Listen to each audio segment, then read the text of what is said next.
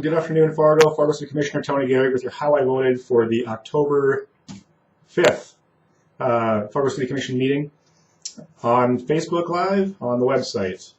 Four things to talk about today.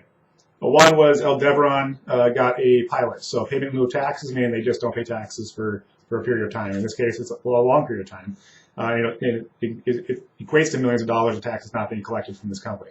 Again, like with all of their incentives. Great company for the city of Fargo. It's growing. It's got multi-millions of dollars, tens of millions of dollars invested in the community.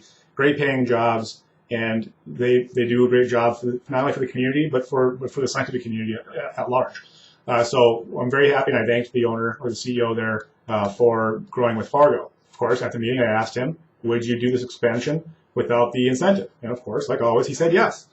So it should have been a 5-0 vote to deny, in my opinion. Well, of course it wasn't. So in this case, I believe it was a 4-1 vote, myself voting by myself against the incentive, and they will receive millions and millions of tax dollars in deferred payments for their project, which has already received millions and millions of dollars in deferred payments for their projects. So Aldebaran has had a lot of incentives for their operation, and as always, I don't blame them. I blame us for giving it away. Quickly, we had a large list of incentives. If I can pull up here for you, that's assessments, special assessments that we have here, and it was a 4-1 vote against it because, of course, we're charging 1% over the interest rate. So we're, as a city of Fargo, we're making hand over fist millions of dollars a year for this. Going forward, the good news is we're going to work to do what West Fargo does and not collect that extra 1%, and we're not going to go and keep taking the money once the assessment is paid off. Once the assessment is paid off, we should stop collecting it. And that would be more fair for everybody. So that's what West Fargo does. That's what other communities do. We haven't been doing that because we make, like I said, a ton of money doing it. So we take the money that we made extra, we put it in the general fund, and we spend it. And that's not what we should be doing with it, and I'm glad we're moving that way. But in this case, I voted against the assessments. TIF district downtown. So along the river downtown, right by City Hall, we want to draw a big old square around that area, and every tax dollar, every property tax dollar that's paid in that area, we collect and we spend however the heck we want. That means the money doesn't go to schools, doesn't go to parks, doesn't go to the airport, doesn't go to the county, doesn't go to vector control, doesn't go to anything other than the city.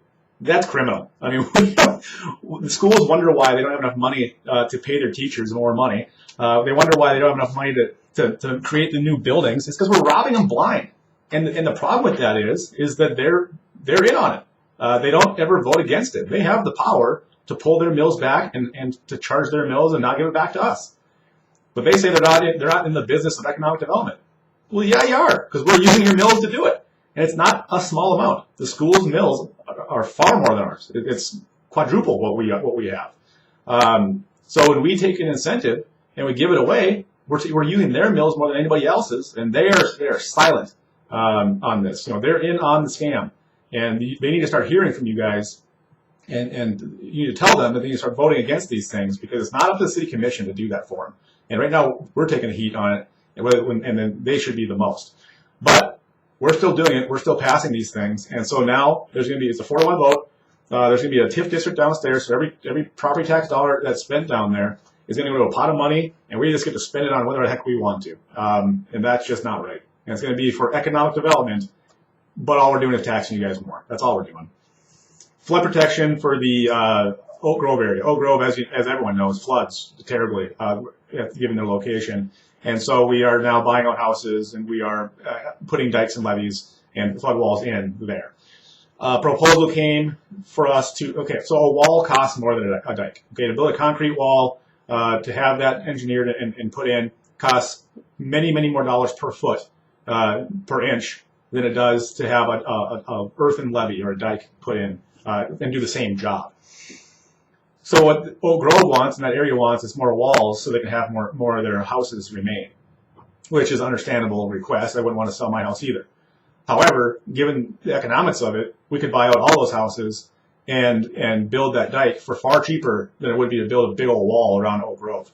But at the meeting, I asked for the analysis. I asked how much more would it be to build this wall versus to buy out the houses and build a dike around it. And I don't know how much it would cost differently. Well, how are we supposed to make a decision then? If we don't know what the economics are, if we don't know if it's smart money or not smart money, or if it's dumb money, then how can we vote for it? So I believe that this was a 4-1 vote. Let me look real quick at my notes. Give me a second. Yeah, 4-1, of course. To spend that $9 million extra dollars, because heck, $9 million when we're spending $2.5 or $3 billion, what's the difference, right? So that's what we did. We approved this with really no analysis, with no forethought, and you're spending more on walls now instead of levies. So your neighborhood, we just put a levy up. But if you're a special neighborhood that we really like downtown, you get that extra treatment. So if you have any questions about this or anything else, give me a call, email, text, Parlor, Twitter, or Facebook, and I'll get back to you. And please keep watching how we're spending your tax dollars. Thanks.